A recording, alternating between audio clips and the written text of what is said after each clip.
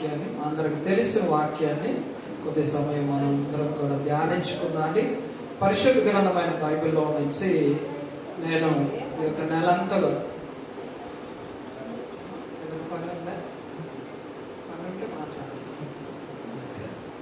కొద్ది సమయం సింపుల్గా ఈరోజు రాత్రి సింపుల్గా మీరు దేవుని యొక్క వాక్యం నేను అర్థమయ్యేటట్లుగా చెప్పడానికి నా వంతుగా ప్రయత్నం చేస్తాను. పరిశుద్ధ గ్రంథమైన బైబిల్లో 66 పుస్తకాలు ఉన్నాయి. ఈ నెలంతా కూడా నేను ఎక్కువగా ఒక పుస్తకాన్ని గురించి ధ్యానిస్తూ వస్తున్నాం. కొందరు వినుంటారు, కొందరు వినకుండా ఉంటారు. వినని వారు చక్కగా విని నేర్చుకోవాలి. విన్నవారైతే ఇంకేమన్నా దానిలో ఉన్న సంగతులు కొత్తగా ఉంటే ఆ విషయాలు నేర్చుకున్నట్టు రీతిగా జీవించడానికి మనవంతుగా ప్రయాసపడాలి. దేవునికి స్తోత్రం చేయలేదమ్మా. పరిశుద్ధ గ్రంథమైన బైబిల్లో నుంచి పరమగీతాలు, ఈ గీతాలు పరమగీతాలు అనేవి చాలా శ్రేష్టమైన గ్రంథము. మనం చదువుకుంటే అర్థమవుతా ఉన్నది. ఈ 66 పుస్తకాల్లో శ్రేష్టమైనది, అన్నీ మంచివే, కానీ ప్రాముఖ్యమైనది ఈ పరమగీతాలు మనం చూడొచ్చు. ఈ పరమగీతాలు మీరు పాత నిబంధన గ్రంథంలో 563వ పేజీలో ఉంటుంది. 563వ పేజీలో ఉంటుంది.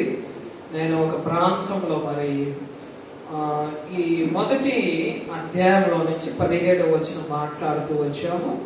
ఈ రోజున నేను 2వ అధ్యాయము మొదటి వచనం నుంచి క్లుప్తంగా 4 విషయాలు చెప్పడానికి నేను ఇష్టపడుతున్నాను. చాలా జాగ్రత్తగా వినాలి. పరమగీతములు 2వ అధ్యాయము మొదటి వచనం మనం చదువుదామండి. మొదటి వచనం ఏమని ఉన్నదంటే, చదవగలిగిన వారు చదువుదామండి. అమ్మా చదవండి.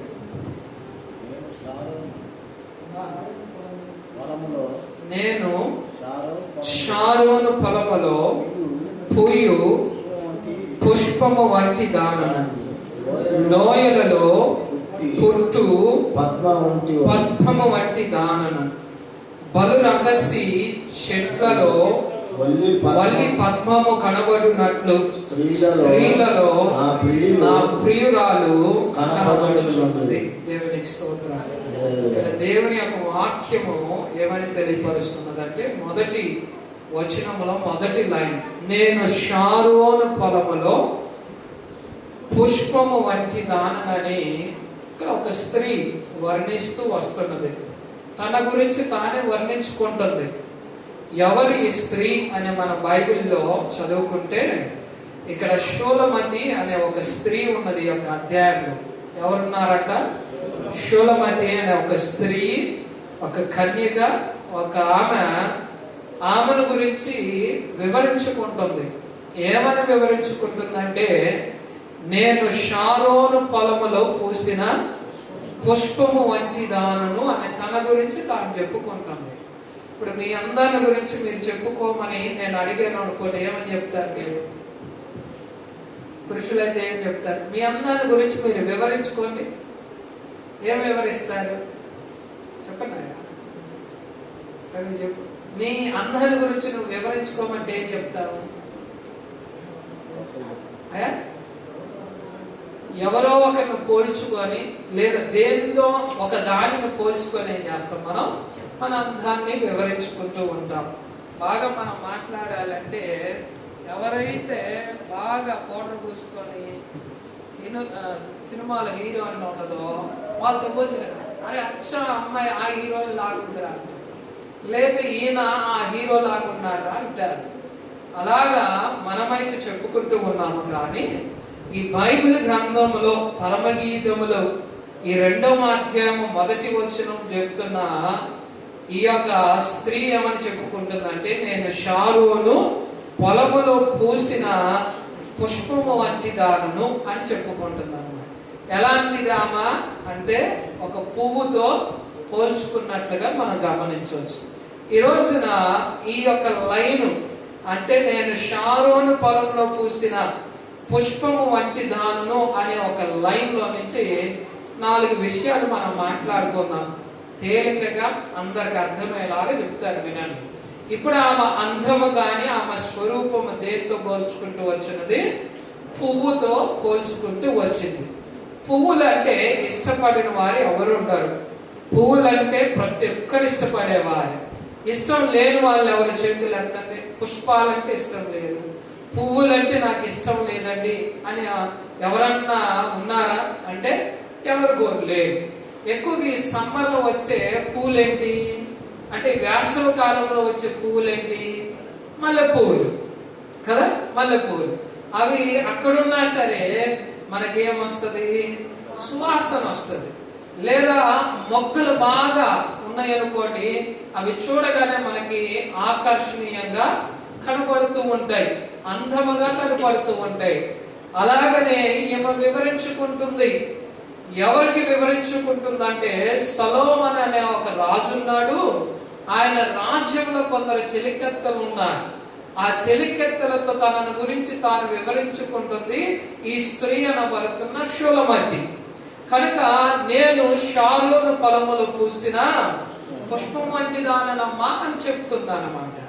కనుక నేను చాలా మంచిదానను, నాకు అందముంది, చందముందని చెప్పుకుంటున్నాను అన్నమాట. కనుక పుష్పానికి ఉన్న ఒక 4 గుణాలు ఈ రాత్రి వెళ్ళి చెప్పుకొని మనందరం కూడా ప్రార్థన చేసుకుందాం. ఇష్టం వారు చేయొద్దండి. పుష్పానికి ఉన్న 4 గుణాలు సులభంగా త్వరగా చెప్పేస్తాను. ఆమె పుష్పముతో పోల్చుకుంది గనక ఎందుకు అలా పోల్చుకుందో తెలుసుకోవడానికి ప్రయత్నం చేద్దాం. పుష్పం అంటే అందరికి ఇష్టమే, పూలు అంటే అందరికి ఇష్టమే. అందులో ముద్దగా వచ్చిన పూలు అంటే ఇంకా బాగా ఇష్టపడుతూ ఉంటాం. ఈ షారోను పొలములో పూసిన పుష్పముతో ఈమె అందాన్ని, తన యొక్క వ్యక్తిత్వాన్ని ఏం చేసుకుంటున్నామా, పొగుడుకుంటుంది. లేదా ఆమెను గురించి ఆమె చెప్పుకుంటూ వస్తున్నది. పువ్వుకున్న 4 గుణాల్లో మొదటి గుణం ఏంటంటే, పువ్వు ఎప్పుడు కూడా శుతిమెత్తముగా ఉంటదంట. ఎలా ఉంటది? మెత్తగా ఉంటది. మన కాళ్ళ కింద పడింది అనుకోండి, నలిగిపోద్ది. లేదా గట్టిగా చేతితో అదిమినా సరే, కొట్టినా సరే అదేమైపోతుంది, కమిలిపోతుంది. కనుక పువ్వుకున్న మొదటి గుణం ఏంటంటే మెత్తగా ఉంటుంది అన్నమాట. లేదా మృదువైనదిగా ఉన్నట్లుగా మనం గమనించవచ్చు. కనుక మామూలు ప్రకృతి భాషలో ఒక పువ్వు ఎలాగైతే మెత్తగా ఉంటున్నదో, మృదువుగా ఉంటున్నదో, ఈ షూలమతి అనబడుతున్న స్త్రీ కూడా అంత మృదువుగా ఉంటదంట. మృదుత్వం అనేది బైబిల్ భాషలో ఏం చెప్తుందంటే, సాత్వికముతో పోలుస్తూ వచ్చింది వాక్యం. దేనితో పోల్చాడంటే దేవుడు? సాత్వికంతో పోల్చాడు. స్త్రీని చూడగానే ఆమె ముఖములో కానీ ఆమెలో ఏం కనపడాలంట? మృదుత్వం కనపడాలి. అయితే ఇక్కడ స్త్రీల గురించి రాసేది కనుక ఇది స్త్రీకి మాత్రమే వర్తిస్తుందని చాలా మంది అనుకుంటూ ఉంటారు. కానీ మనం తెలుసుకోవలసిన సంగతి ఏంటంటే, ఈ బైబిల్ గ్రంథంలో ఈ పరమగీతములలో ప్రత్యేకించి 3 వ్యక్తులు కనపడతారు. దానిని నేను మీకు పరిచయం చేస్తాను. పరిచయం చేస్తే బాగా అర్థమైంది. మొదటిగా ఈ యొక్క గీతాల్లో 8 ఉంటాయి పరమగీతాలు. ఇవి గీతాలుగా పాడుకుంటూ వచ్చారు. ఎవరెవరు పాడుకుంటూ వచ్చారంటే, రాజు అయిన సొలొమోను పాడుకుంటూ వచ్చాడు. రెండోదిగా తాను ప్రేమించిన షూలమతి ఏం చేస్తుందంట? గీతాలు పాడుతూ వచ్చింది. ఎవరి మధ్య వీరు పాడుతూ వచ్చారు ఈ పాటలంటే, యెరూషలేములో ఉన్న కుమార్తెలతో ఏం చేశారు? యెరూషలేము కుమార్తెలతో వారి పాటల రూపంలో వారి మధ్య ఉన్న ప్రేమను వివరిస్తూ వచ్చారన్నమాట. ఇది సింపుల్ గా పరమగీతాల్లో ఉన్న ఒక సింపుల్ కాన్సెప్ట్ అన్నమాట. ఎవరెవరు ఉన్నారు ఈ పరమగీతాల్లో? సొలొమోను ఉన్నాడు. తర్వాత తాను ప్రేమించిన ప్రేయసి ప్రియురాలైన షూలమతి ఉంది. రైట్? ఎవరికి వివరిస్తున్నారు వీరిరువురు అంటే, ఒకరికొకరు వివరించుకుంటున్నారు. మధ్యలో ఈ స్త్రీ అనబడుతున్న షూలమతి యెరూషలేము కుమార్తెలతో వివరించడం జరుగుతుంది. అయితే ఆధ్యాత్మికంగా ఎవరి స్థానంలో ఉండాలంటే, సొలొమోను ప్లేస్ లోనేమో మన రక్షకుడైన యేసుక్రీస్తు ఉండాలి. ఎవరు ఉండాలంటే ఇప్పుడు సొలొమోను ప్లేస్ లో రక్షకుడైన యేసుక్రీస్తు ఉండాలి. ఆ స్త్రీ అనబడుతున్న షూలమతి స్థానంలో ఎవరు ఉండాలంటే యేసు రక్తములో కడగబడిన, యేసు రక్తము అందు విశ్వాసం ఉంచి బాప్తిస్మ రక్షణ పొందిన ప్రతి విశ్వాసి ఉంటాడని బైబిల్ చెప్తుంది అన్నమాట. కనుక ఇక్కడ స్త్రీ అంటే స్త్రీయే కాదు, స్త్రీ అనబడుతున్న సంఘం ఉండాలి, స్త్రీ అనబడుతున్న వ్యక్తిగతమైన ఒక విశ్వాసి ఉంటున్నాడు. ఇది అర్థం చేసుకోవాలి. ఇప్పుడు షూలమతి అనగానే ఆ ప్లేస్ లో నీవు ఉండాలి, నేను ఉండాలి, సంఘం ఉండాలి. ఇప్పుడు సొలొమోను అనగానే ఎవరు ఉండాలి? యేసుక్రీస్తు ఉండాలి. ఇది దీని యొక్క అధ్యాయాల్లో ఉన్న గొప్ప అర్థం అన్నమాట. కనుక నేను షూలమతి గురించి చెప్తున్నప్పుడు ఆ గుణగుణాలు ఆమెకు ఏవైతే కలిగి ఉన్నదో ఆ గుణాలన్నీ ప్రతి విశ్వాసికి, అది స్త్రీ అయినా సరే పురుషుడైనా సరే, వాటిని కలిగి ఉండాలన్నది బైబిల్ చెప్తున్న సత్యం అన్నమాట. ఇప్పుడు షూలమతి ప్లేస్ లో మన పేరు పెట్టుకుంటే నేను అనండి ఒకసారి. నేనంటే నేను, మీ పేరు బాగా నేను చెప్పండి. నేను మరుగుతాను మీకు తర్వాత. నేను అనే ప్లేస్ లో మన పేరు రావాలి. స్పర్జన్ అనే నేను షారోను పొలములు పూసిన పుష్పము వంటి వాడును అని చెప్పుకోవాలి. మీరేమని చెప్పుకోవాలి ఇప్పుడు చెప్పండి. అదే బాగా అర్థం. ఇప్పుడు షూలమతికి ఉండవలసిన గుణాలన్నీ రక్షణ పొందిన వాళ్ళకు ఉండాలి. ఇది కాన్సెప్ట్. ఈ కాన్సెప్ట్ అర్థమైతే 4 విషయాలు బాగా చెప్పేస్తాను. ఇక్కడ స్త్రీ అని రాశారు, ఆమెల గురించి రాశారు కానీ అనుకోకండి.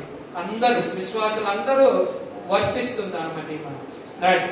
మొదటి గుణము పువ్వుకి ఏంటంటే మృదుత్వం, సున్నితత్వం. చాలా మృదువుగా ఉంటది, చాలా తేలికగా ఉంటది, చాలా సులభంగా ఉంటది, ఇంకా సున్నితముగా ఉంటది. ఇది బైబిల్ భాషలో ఏమన్నారంటే సాత్వికం అనే గుణం ఉండాలంట. రక్షణ పొందిన వాళ్ళు ఏముండాలంట? సాత్వికం అనే గుణం ఉండాలి.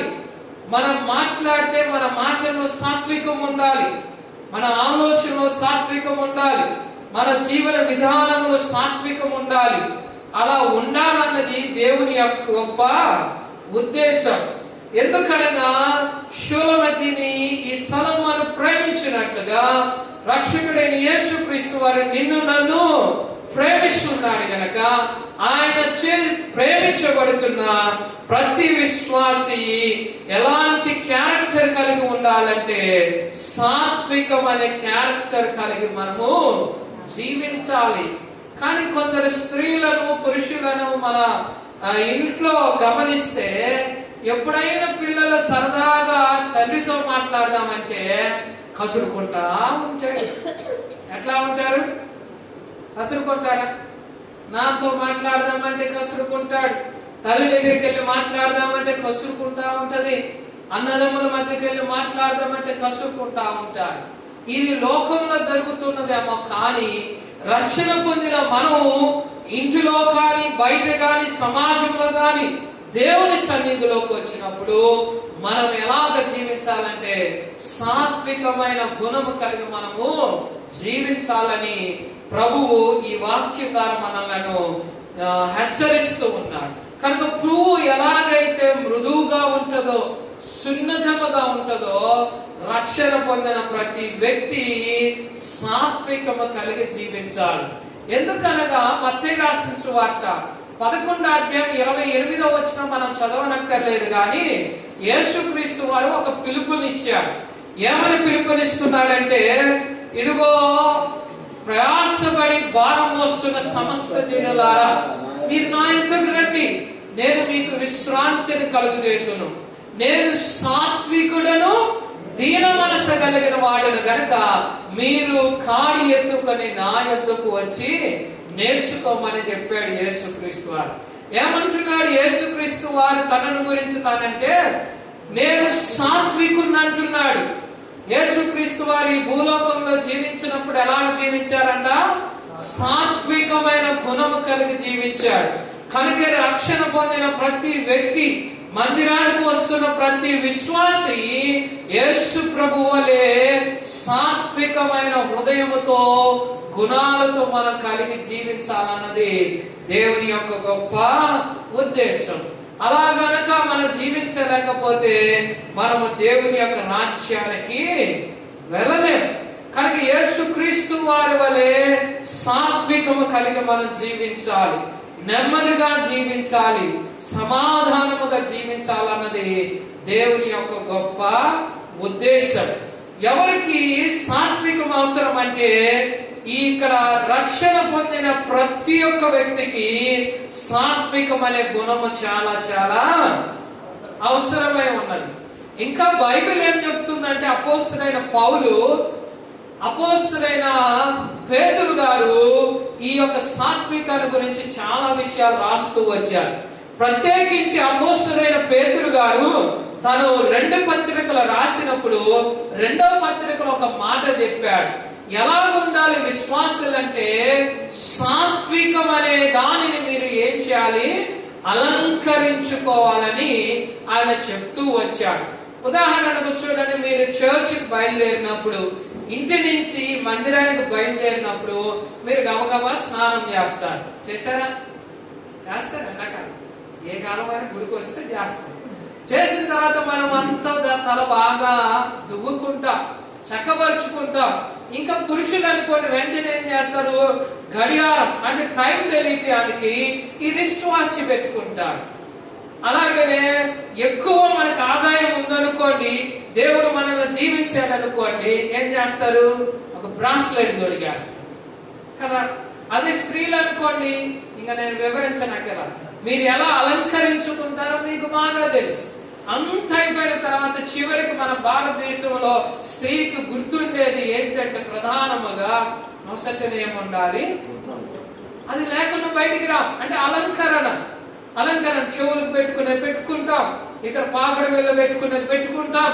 ఇంకే అలంకరణ మానవుడికి అవసరమో, స్త్రీకి అవసరమైనవి స్త్రీ ధరిస్తూ ఉంటది, పురుషుడికి అవసరమైనవి పురుషుడు అంటాడు నేనేం అలంకరించుకోవట్లేదంటే, నేనంటాను మనము కూడా బాగా అలంకరించుకుంటున్నాం పురుషులం.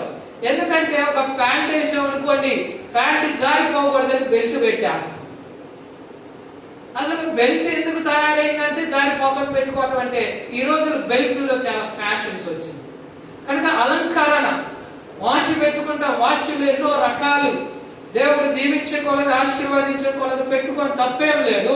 కానీ అలంకరణను గురించి నేను మాట్లాడుతున్నాను. అలా మనము ప్రకృతి సంబంధమైన అందము కోసము చాలా అలంకరించుకుంటాము. అలాగనే యేసుక్రీస్తు ఎరిగిన మనం ఏం చేయాలంటే సాత్వికం అనే ఒక అలంకరణని ఏం చేయాలంట, అలంకరించుకోవాలి. అది ఎక్కడ కనబడింది, బయటికి కనబడేది కాదు. సాత్వికం ఎలా కనబడుద్ది అంటే మనం మాట్లాడితే కనబడుద్ది, లేదా ఆమె ప్రవర్తించే విషయములను మనం గమనిస్తే ఆమె సాత్వికురాలా లేదా గయ్యాల బాగా అర్థమైంది. కనుక దేవుడు అంటున్నాడు, ఈ స్త్రీ అంటుంది నేను షాలోను పొలములో పూసిన పుష్పము వంటి దానును. అంటే ఆమె గుణగుణాల గురించి వివరించుకుంటుంది అన్నమాట. నేను సాత్వికురాలను, దీన మనసు కలిగిన దానును. కనుక ప్రతి రక్షణ పొందిన వ్యక్తి కూడా ఆమె వలె సంఘము కూడా జీవించాలన్నది దేవుని యొక్క ఉద్దేశం. సాత్వికమైన అలంకరణ మనం అలంకరించుకోవాలని ప్రభుపేట మిమ్మల్ని బ్రతిమలాడుతున్నాను. ఇంకా ముందుకు వెళ్తే చాలా విషయాలే ఉన్నాయి, కానీ 4 మాటలు అని చెప్పారు. అలంకరించుకోవాలి ప్రతి క్రైస్తవుడు. రక్షణ పొందిన ప్రతి వ్యక్తి ఏం చేయాలి, అలంకరించుకోవాలి. ఏ అలంకరణ? సాత్వికమైన అలంకరణ. కానీ ఈ రోజులో మనం చూస్తుంది ఏంటంటే, మందిరాల పాస్టర్ గారులు కూడా పొరపాటున స్టేజ్ దగ్గరికి చిన్నపిల్లలు వచ్చారు అనుకోండి, చెప్పకూడదు కానీ జరుగుతుంది. చిన్నపిల్లలు వచ్చేసారు అనుకోండి, ఎంత కోపం వస్తుందో ఆయన కదా. నిజమే, స్టేజ్ మీదకి రాకూడదు, కానీ పిల్లలకు తెలియదే మరి ఏం ప్రదర్శించాలి ఇక్కడ? అదే కదా. కనుక మన యొక్క ప్రవర్తనలో మన అలంకరణ అనేది ఏం చేస్తుందంట, బయటకు వస్తూ ఉండదు. అందుకని యేసుక్రీస్తు వారి దగ్గరికి చిన్నపిల్లలు వస్తుంటే శిష్యులందరూ ప్రభు దగ్గరికి రాకూడదని చిన్నపిల్లలను ఆటంకపరుస్తుండగా దేవుడు వారితో అన్నాడు, ఇదిగో చిన్నపిల్లలను మీరు ఆటంకపరచకండి, అలాంటి వారిదే దేవుని యొక్క రాజ్యం అని ప్రభు తన సాత్వికాన్ని, తన దీనత్వాన్ని ఏం చేశాడంట, కనపరుచుకుంటూ వచ్చాడు. కనుక నా ప్రియ దేవుని బిడ్డలారా, రక్షణ పొందిన మనము, మందిరానికి వెళ్తున్న మనము, ప్రతి ఆదివారం బలలో చేయవేస్తున్న మనందరము కూడా యేసుక్రీస్తు సాత్వికుడై దీన మనసు కలిగిన వాడు గనుక మనము కూడా సాత్వికము, దీన మనసు కలిగి జీవించితే దేవుని యొక్క రాజ్యానికి మనం ఏమవుతామంట, హక్కుదారులు అవుతాం. ఇది పువ్వుకుండే మొదటి గుణం. రెండవ గుణం పువ్వుకుండేది ఏంటంటే, మీరు చూడండి ప్రియ దేవుని బిడ్డలారా, కొన్ని పూలు అక్కడున్నా సరే ఇక్కడికి గుమాయిస్తా ఉంటాయి. అంటే ఏంటి, వాసన వస్తా ఉంటది. పువ్వుకుండే రెండో మంచి గుణం ఏంటి, మంచి వాసన వస్తుంది. వాసనలో రెండు రకాలు. ఏ వాసన కోటేష్ బాబు? రెండు వాసనలు, ఒకటి సువాసన, ఇంకోటి దుర్వాసన. పొద్దున్న లేచి బ్రష్ చేయలేదనుకోండి దుర్వాసన వస్తుంది. అదే క్లోజప్ పేస్ట్ తో చేసామనుకోండి మంచి. అడ్వర్టైజ్మెంట్ ఎప్పుడైనా చూసారు క్లోజప్ది? ఎప్పుడైనా చూసారా? నేను వివరిస్తాను, వివరించిన తర్వాత నేను చెప్పింది కరెక్ట్ అయ్యారు, అంతే ఉంటుంది. ఒక ఆయన ఏం చేస్తారు, ఫస్ట్ అంటే ఎవరు వస్తున్నా అలాంటి పరిగెత్తుకుంటూ ఒక అమ్మాయి దగ్గరికి వస్తాడు. వచ్చి ఏం చేస్తారు, మాట్లాడబోతాడు. నోరు తెరవగానే అమ్మాయి మొత్తం తిప్పుకొని అటు వెళ్ళిపోతా ఉంటుంది. ఏంటంటే దుర్వాసన నోటి నుంచి వస్తుంది. తర్వాత ఏం చేస్తారు, వెంటనే అడ్వర్టైజ్మెంట్ లో క్లోజప్ పేస్ట్ వస్తుంది. మనోడు ఇంటికి వెళ్ళి ఏం చేస్తాడు, క్లోజప్ పేస్ట్ తో పేస్ట్ చేయకుండా దగ్గరికి వస్తాడు. రెండోసారి దగ్గరికి వచ్చి హో అనగానే ఆ నోట్లో నుంచి సువాసనతో పాటు ఏం సింబల్ తో వస్తాయి, లవ్ సింబల్ తో పూర్వకలు వస్తా ఉంటాయి. అవునా? చూసారు ఎప్పుడన్నా అడ్వర్టైజ్మెంట్? చూడండి. కనుక సువాసన లేకపోతే దుర్వాసనే ఉంటది. ఆ దుర్వాసన ఎవరికి మంచిది కాదు. ఎవరు కూడా ఆ వాసన దగ్గర ఉండటానికి ఇష్టపడరు. ఉదాహరణకు మనము మన బట్టలకు ఎంత పర్ఫ్యూమ్ కొట్టుకున్నా మురికి గుంట దగ్గరికి వెళ్ళామనుకోండి, ఈ పెర్ఫ్యూమ్ కంటే మురికి వాసన ఎక్కువ వస్తుంది. కనుక దుర్వాసన దేవుని పిల్లలకు దూరముగా ఉండాలి.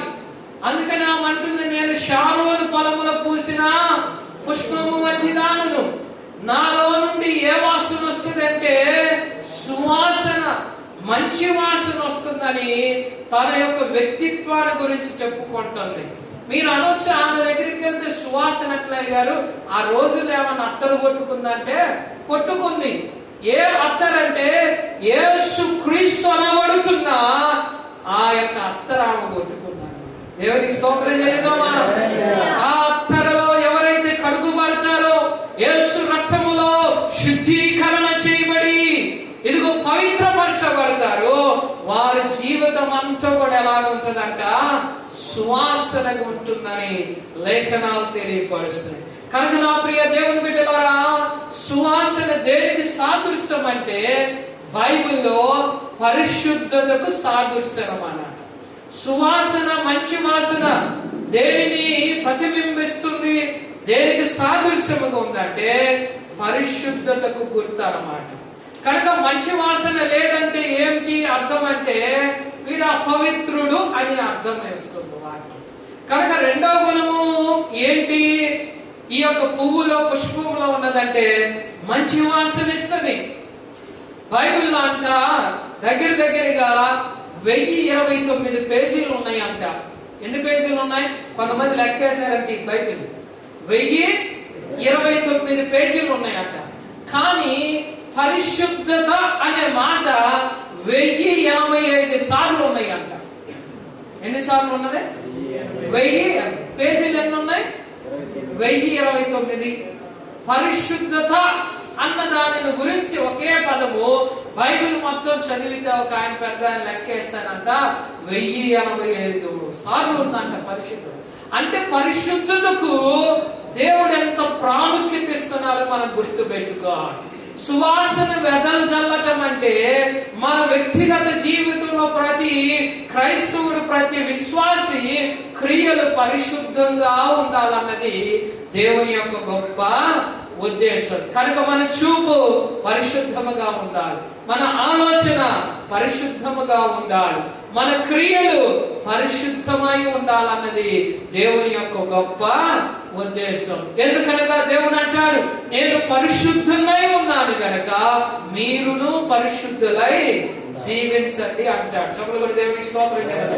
యేసు ప్రభువు పరిశుద్ధుడు, ఆయన పరిశుద్ధుడు పరిశుద్ధుడు పరిశుద్ధుడు అని ప్రతి గానాలతో స్తుతింపబడుతున్న దేవుడై ఉన్నాడు గనక ఆయనను నమ్మిన మనము, ఆయన రక్తములో శుద్ధీకరణ చేయబడిన మనందరము కూడా అలాగనే పరిశుద్ధముగా జీవించాలన్నది దేవుని యొక్క గొప్ప ఉద్దేశం. అందుకని ఆమె రెండవ గుణాన్ని వివరించుకుంటుంది. ఒకటి, నేను మృదువుగా ఉంటాను, నేను సాత్వికురాలను, దీన మనసు కలిగిన దాననయ్యను వివరిస్తూనే రెండవదిగా ఏమంటుందంటే, నేను సువాసనిచ్చే పువ్వు వంటి దానను.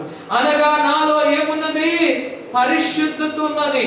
ఇదిగో నా ప్రియుడైన సొలొమోనుని తప్ప మరి ఎవరిని నేను ప్రేమించలేదని ఆమె ప్రేమను గురించి సాక్ష్యం ఇస్తూ వచ్చింది షోలమతి అనే స్త్రీ. అలాగనే మనము కూడా యేసుక్రీస్తు వరుడుగా వస్తున్న కాలము దగ్గర పడ్డది గనక ఇదిగో వధువు ప్లేస్ లో ఉన్న సంఘము మనము కూడా ఇదిగో దేవునికి పరిశుద్ధ ఎలాగుండాలంట? వధువుగా ఉండాలన్నది దేవుని యొక్క ఉద్దేశం. కనుక నా ప్రియ దేవుని పిల్లరా, రక్షణ పొందిన ప్రతి క్రైస్తవుడు, యేసు నామములో రక్షణ పొందిన ప్రతి క్రైస్తవుడు, అలాగే విశ్వాసి పరిశుద్ధమైన జీవితాన్ని జీవించాలి. అదే సువాసన అంటే అర్థం అన్నమాట. దేవుని స్తోత్రం చెల్లిద్దామా? వివరించడానికి రాత్రి వేళ సమయం లేదు, కానీ ప్రభు చిత్తం మీద మరొక సమయం మనం ఆలోచన. కనుక రెండు గుణాలు ఉన్నాయి. పూలో ఉన్న రెండు గుణాలు. మొదటిది ఏంటి? మృదుత్వం, సున్నితత్వం. అదే బైబిల్ భాషలో ఏమన్నారు? సాత్వికం, దీన మనసు. అవి కలిగి మనం జీవిస్తే యేసు సన్నిధికి వెళ్ళిపోతాం. రెండోది ఏంటంట? పరిమళ వాసన, సువాసన, మంచి వాసన వెదజల్లుతూ పువ్వు. అలాగనే మనం కూడా పరిశుద్ధమైన జీవితాన్ని ఏం చేయాలంట? జీవించాలని ప్రభుపేట ఈ వాక్యాన్ని నేను గుర్తు చేస్తున్నా. ఇది పువ్వుకున్న స్పెషల్. పువ్వులు రెండు రకాలు ఉంటాయి అంట మనం అధ్యయనం చేస్తే. పువ్వులు ఎన్ని రకాలు? గుణాలు రెండని చెప్పాను. ఇప్పుడు పువ్వులు ఎన్ని రకాలు? ఇప్పుడు రెండు రకాలు. కొన్ని పూలు మనం గమనిస్తే వాసనే రావంట, పూలు అంటాయి కానీ కొన్ని పూలకి ఏముంటదంట? వాసన ఉండదంట. కొన్ని పూలు ఏమవుతాయి? వాసన వెదజల్లేవి ఉంటాయి. అందుకనే మన యొక్క భారతదేశంలో ఒక భక్తిలో ఒక భాగం ఏంటంటే, ఎప్పుడైనా దేవుడి దగ్గరికి వెళ్ళేటప్పుడంట వాసన లేని పూలు తీసుకొని దేవుడి దగ్గరికి వెళ్తా ఉంటారంట. ఎందుకు అని మనం ప్రశ్న వేస్తే, అయ్యా నేను కూడా ఈ వాసన లేని పువ్వులాగున్నాను, కానీ నీ పాదాల దగ్గర పెట్టగానే ఆ పువ్వు ఏమవ్వాలంట? వాసన వచ్చే చెట్లకు చేయాలని మొక్కుబడి చేస్తా. అంటే అర్థం ఏంటంటే, నాలో ప్రభువా ఏ పరిశుద్ధత లేదు, నాలో చూస్తే అంత అపవిత్రతే. అయితే నీ పాదాల దగ్గరికి వస్తున్నాను గనక నీ పాదాల దగ్గర పద్మము వలె నేను సువాసన వెదజల్లే, అంటే నేను పరిశుద్ధంగా జీవించే ఒక పువ్వుగా నన్ను తయారు చేసుకోమని మొక్కాలంట. దేవునికి స్తోత్రం చెల్లిద్దామా? కనుక నా ప్రియ దేవుని పిల్లల, వాసన లేని పువ్వు వలె ఒక దినాన మనం ఉండగా మన రక్షకుడైన యేసుక్రీస్తు ఇదిగో ఆయన రక్తాన్ని కాచి ఆ రక్తంలో నిన్ను శుద్ధీకరణ చేయడం ద్వారా మన పాపములన్నీ కడుగబడి ఏమయ్యా మనము పరిశుద్ధ జనాంగముగా దేవుడు మనల్ని ఏర్పాటు చేసుకున్నాడు. కనుక నా ప్రియ దేవుని బిడ్డలారా, ఈ పువ్వు ఈ సువాసన ఇచ్చినట్లుగా మనము కూడా వ్యక్తిగతమైన జీవితంలో పరిశుద్ధంగా జీవించాలని ప్రభుపీఠం అనేది. మనం నోరు తెరిస్తే మన మాటలు పరిశుద్ధంగా ఉండాలి. మన నోరు తెరిస్తే ఏ మాటలు వస్తాయి అర్థం కావచ్చు. కానీ రక్షణ పొందిన మనం, మందిరానికి వస్తున్న మనము మన పిల్లలతో కూడా సరదాగా అపరిశుద్ధమైన అపవిత్రమైన మాటలు మనం ఉచ్చరించనే ఉచ్చరించు. అందుకని కొలస్సీ రాసిన పత్రికలో పౌలు అంటాడు, చదవనక్కర్లేదు కానీ 3వ అధ్యాయంలో అంటాడు, ఆయన ఏమంటాడంటే మీ నోటు నుండి సరసోక్తులైనను భూతులైనను ఉచ్చరించకండి అంటాడు. యేసు ప్రభువుని నమ్ముకున్న మనము, దేవుని రక్తంలో కడిగిన మన నోటు నుండి ఏం రాకూడదు? సరసోక్తులు రాకూడదు. సరసోక్తులు అంటే తెలుసుగా, అవి రాకూడదు అంట. సరదా కూడా మాట్లాడకూడదు దేవుని పిల్లలు. తర్వాత మన నోటి నుండి బూతులైనను రాకూడదు, అవి ఉచ్చరించకూడదు, అసలు అవి మనం నోటితో పలకూడదని ప్రభు హెచ్చరిస్తూ ఉన్నాడు పౌలు ద్వారా. కనుక అలాంటి పరిశుద్ధమైన జీవితాన్ని మనం జీవించి దేవుని రాజ్యానికి వెళ్తాం. దేవునికి స్తోత్రం.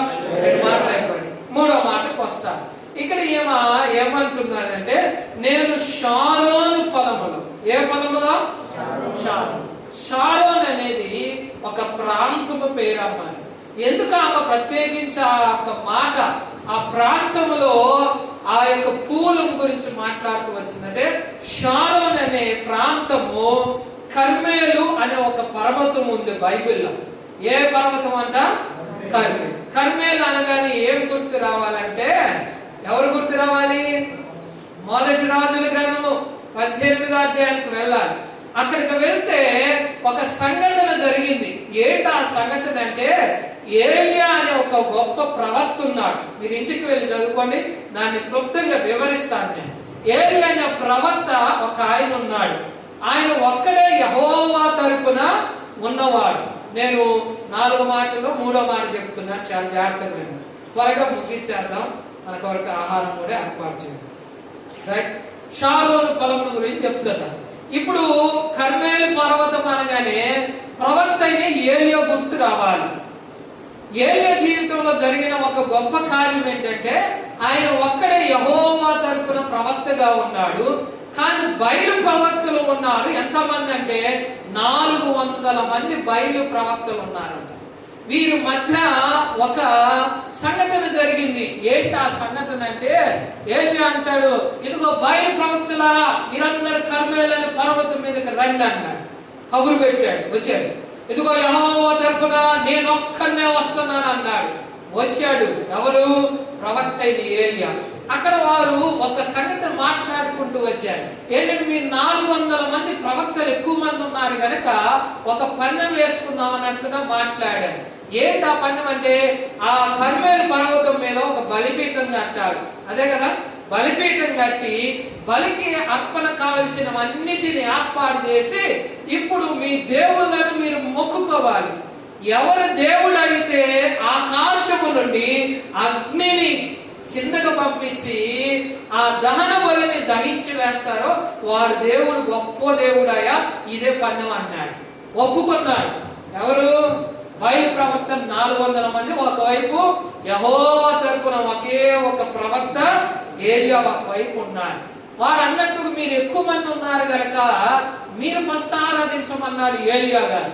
ఆరాధించమంటే బయలు ప్రవక్తలు అందరూ 400 మంది కలిసి ఈ యొక్క ఏం చేశారు, బలిపీఠం కట్టి దాని మీద పేర్చవలసిన కట్టెలు పేర్చి దాని మీద ఉంచవలసిన దహన బలి పశువుని వధించి ఉంచి ఇప్పుడు ప్రార్థిస్తా ఉన్నారంట. వారి దేవుళ్ళను ప్రార్థించగా ఆకాశము నుండి కిందకి అగ్ని రావట్లా.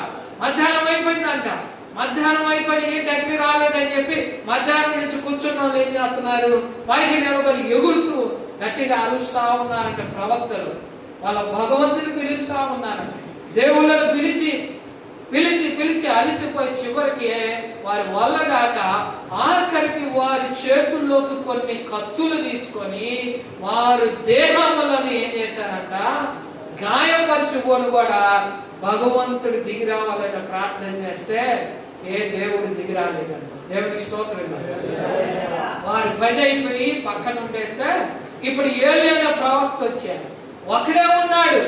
ఆయన ఆ బలిపీఠం మీద అంతటిని ఏర్పాటు చేసి దాని చుట్టూ ఒక కందకం కూడా తవ్వించాడట. అంటే ఒక కాలువలాగా ఒకరు తవ్వించి ఆ దహన బలులను తడిపి ఆ కందకంలో నీళ్లుండేలాగా పోయమని చెప్పాడంట నీళ్ళని. అలా పోసిన తర్వాత ఆయన సృష్టికర్త అయిన యెహోవా దేవునికి ప్రార్థన చేయగా యెహోవా సన్నిధి నుండి అగ్ని దిగి వచ్చి ఏం చేసిందంటే బలిపీఠముని సైతము కాల్చివేసి ఆ కందకముల వల్ల నీటిని కూడా ఏం చేసిందంట అగ్ని కాల్చివేసినట్లుగా మనం గమనిస్తా ఉంటాం. ఆ అధ్యాయం జరుగుతుంది. దేవునికి స్తోత్రం చెల్లిద్దామా.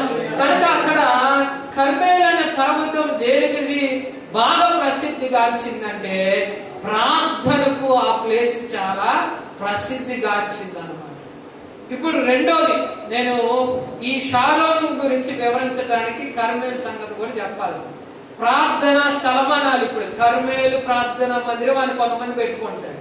అంటే అంటే అలాంటి అనుభవం ఉన్న సంఘము అని అర్థం. మీ WC అని ఒక ఆయన ఉన్నాడు, సర్దుబాటు ఉంది కదా ప్రోగ్రామ్, కిరణ్ పాల్ గారు. ఆయన మినిస్ట్రీ పేరు మీరు ఎప్పుడైనా గమనించారా? వారియర్స్ ఆఫ్ కార్మెల్ మినిస్ట్రీస్ అని అంటున్నారు, WCM అని. అంటే ఏలి అలాగైతే బయలు ప్రవక్తలతో పోరాడి జయాన్ని జయించాడో అలాంటి అనుభవం ఆ సంఘమైన ఆయన ఆ పేరు పెట్టుకున్నాను. కర్మేల్ అనగానే ప్రార్థన అనుభవం అనేది గుర్తు రావాలి. తర్వాత ఎప్పే అనే ఒక పట్టణాన్ని గురించి నేను వివరిస్తే షారోన్ అనే సంగతి సింపుల్ గా అయిపోతాను. ఎప్పే అనే ప్రాంతం కూడా చాలా ప్రసిద్ధిగాంచిన ప్రాంతం. ప్రత్యేకించి మనం చూస్తే అపోస్తుల కార్యాలు మీరు 9-10 అధ్యాయాలు చదువుకోనక్కర్లేదు, కానీ ఎప్పే పట్టణంలో ఎక్కువగా అపోస్తులైన పేతురు గారు ఉండి అనేక మార్లు అక్కడ అద్భుతాలు చేస్తూ వచ్చారు. ఒక పాప చనిపోతే ఆ పాపని ప్రార్థన చేసి ఏం చేశాడు పేతురు, తిరిగి లేపాడు. తర్వాత ఆ ప్రాంతంలో ఒక మధ్యాహ్న కాల సమయంలో మేడగదిలో పేతురు ఏం చేస్తున్నాడు, ప్రార్థన చేస్తుండగా దేవుడు తనకు ఒక మంచి దర్శనాన్ని కూడా ఇస్తూ వచ్చాడు. కొర్నేలుకి పేతురుకి ఒకేసారి దర్శనం ఇచ్చాడు దేవుడు. దేవుడికి స్తోత్రం చేయలేదు. అర్థమవుతుందమ్మా? అర్థమవుతుందా? చాలా సింపుల్ గా ఎప్పే అనే పట్టణాన్ని గురించి అనగా ఎప్పే పట్టణం అనగానే కూడా మనకి ఏ గుర్తు రావాలంటే ప్రార్థన ద్వారా అనేకులు అక్కడ అద్భుతాలు చేశారు కనుక ఎప్పే అనే ప్రాంతము కూడా ప్రార్థనకి నిలయమై ఉన్నది, ప్రార్థనకి ప్రసిద్ధి గాంచిన ప్లేస్ అన్నమాట.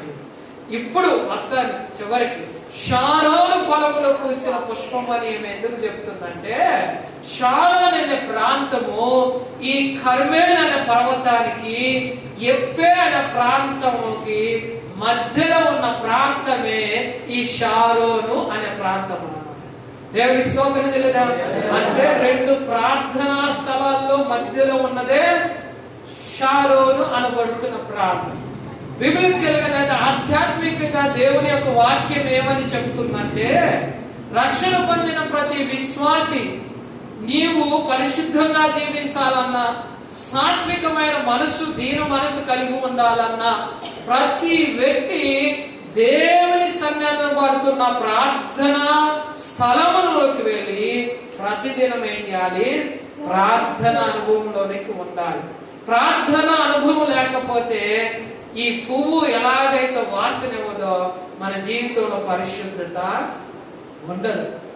పరిశుద్ధంగా నేను జీవిస్తున్నానని అంటే వారు ప్రార్థన చేస్తారు తప్పక. ప్రార్థన చేయట్లేదంటే వారు లేదు అపవిత్రత ఉందని మనకు బాగా అర్థమైపోతుంది.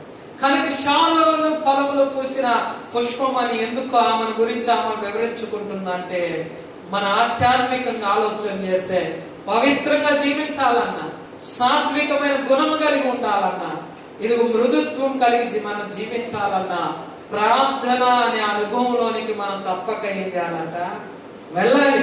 ప్రార్థన అనుభవం అనేది ప్రతి విశ్వాసకి ఉండాలని ప్రభు పెట్టి మాటను బట్టి నేను గుర్తు చేస్తున్నాను. చివరిగా మనం చూస్తే ఇంగ్లీష్ బైబిల్ మనం చూస్తే ఏమని రాశారంటే అక్కడ ఈ షారోను పుష్పం అన్నారే దానిని ఇంగ్లీష్ పదం వాడితే మీకు బాగా అర్థమైంది. ఆన్ ద రోసెస్ అంటారు. అంటే రోజా పువ్వులు ఉన్నాయి చూడండి, మనకు అర్థమైంది. ఈ మాట చెప్పి ప్రార్థన చేస్తాం. నిద్రపోయే వాళ్ళందరూ దేవుని స్తోత్రం చెప్పారు. కొంచెం కష్టంగానే ఉంటుంది ఈసారి. అందరూ మెరుగుతున్నారు. ఈరోజు చాలా మీరు అలసిపోయి ఉంటారు. చివరి మాట చెప్పి నేను ముగిస్తాను. పువ్వుల్లో కల్లా మహారాణి ఎవరంట? పువ్వుల్లో కల్లా మహారాణి అవునంటే రోజా పువ్వు అంటారు. ఎందుకని? ఆ పువ్వు కొన్న గుణాలు అలాంటి పాస్టర్ గారు అంటే కరెక్టే, మనకు తెలియదు. కానీ మనకు తెలిసింది ఏంటంటే పువ్వులన్నిటిలో కల్లా మహారాణి పువ్వు ఏదంటే రోజా పువ్వే. ఇంకా ముద్ద రోజా పువ్వు అయితే ఇంకా బాగా ఇష్టం అన్నమాట.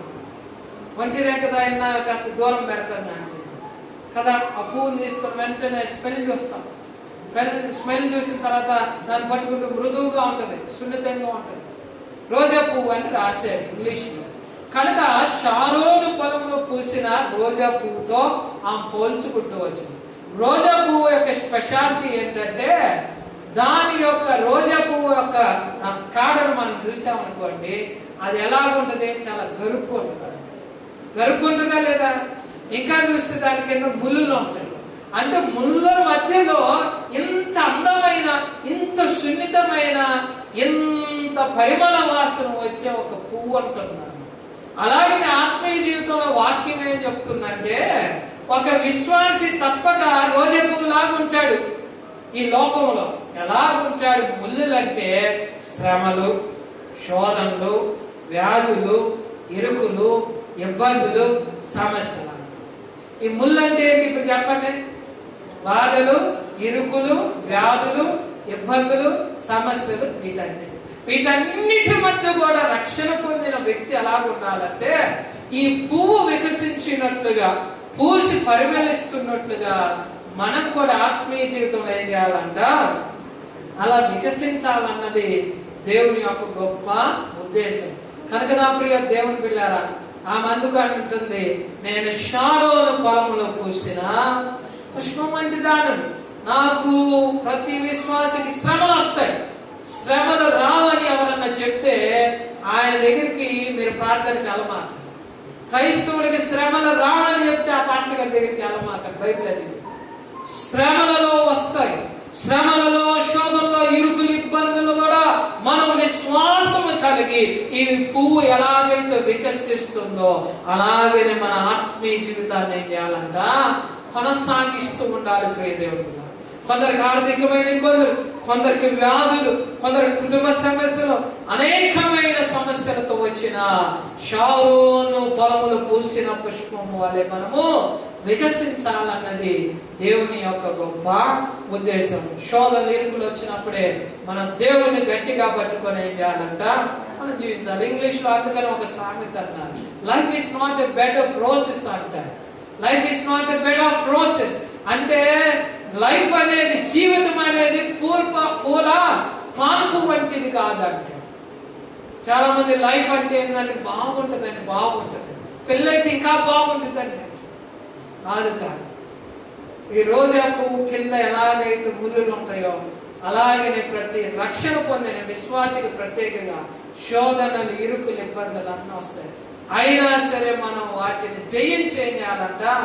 పువ్వుని పుష్పించగలిగితే దేవుడు మనల్ని గొప్పగా దీవించి ఏం చేస్తాడు? ఆశీర్వాదిస్తాడు. కనుక షారోను పొలంలో పూసిన పువ్వులాగా మన ఆత్మీయ జీవితంలో జీవించి దేవుని యొక్క మెప్పు పొంది దేవుని యొక్క రాకడలో ఎత్తబడే వధువు సంఘములో ఉండాలని ప్రభుపేటి మాట నేను జ్ఞాపకం చేస్తూ దేవుడి యొక్క కొద్ది మాటలను దీవించి ఆశీర్వాదించుగాక. ఆమేన్.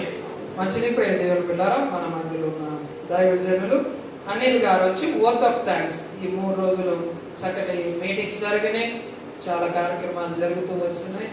వారి చిన్న కొద్ది సమయంలో ఓత్ ఆఫ్ థ్యాంక్స్ వందన సమర్పణ చేస్తారు. తర్వాత మనందరం కూడా కళ్ళు మూసుకుందాం, చివరి ప్రార్థన చేసుకొని చివరి ఆరాధనని ముగించుకున్నాం.